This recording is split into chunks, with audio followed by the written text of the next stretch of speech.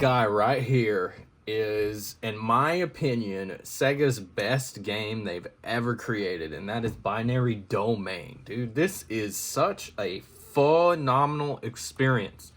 Think Gears of War in the future, but now there's like a super corporate machine that's developing AIs that is infiltrating humans and putting AI, replacing humans with AI, and you're trying to uncover why and what for. And you, along the way, start to garner sympathy for AI and for machines, realizing that they're more complex and far more awake and aware than you had originally thought. This dude is such a good experience. You've got individual relationships with all of your squad. So depending on how well you do in the game and your responses that you make during dialogue options, you could either make a better relationship with your squad member or a worse. There's a lot of different, they're not very varied from one another. They're just kind of like reskins of other guns, but there's a good amount of weapons in this game to choose from. You're very agile. The cover to cover is super smooth. The story is so solid, dude. I'd watch it. This needs to be a movie. This story is so good. Like, it's phenomenal. I don't want to spoil much of it, but it's like, it says it's 2080. You're in Japan. You're an American soldier who has been added to a very special task force that is a culmination of all of the world's best individuals. And you're trying to find out who this individual is that is taking people and replacing them with AI. And it is a very juicy drama thriller.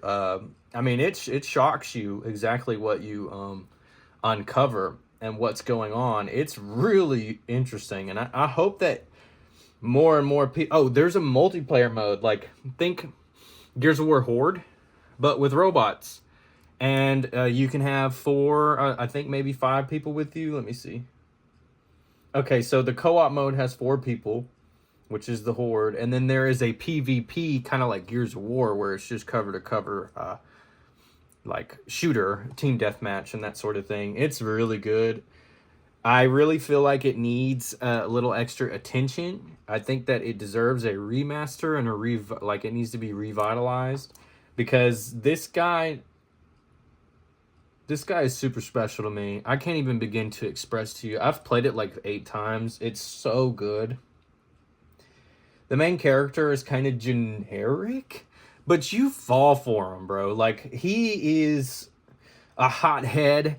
He's a arrogant sucker, but he starts to calm down and he starts to pay attention. He starts to sympathize. He starts to grow heart. You understand why he's a hothead, why he's an ass, and you yourself begin to sympathize with him. The other characters are okay. There's 2 that are very interesting. Your best friend and another, man, I can't remember her name. I'm so sorry. I've played so many games. But there's some very good, interesting side characters as well. And the villain is super interesting. The villain is so solid. It's so good. And the drama that's going on the world stage is really cool and really worth paying attention to. And that's my video for Binary Domain. I hope every single last one of you guys have a fantastic day. Thank you for stopping to watch, and I'll see you next time.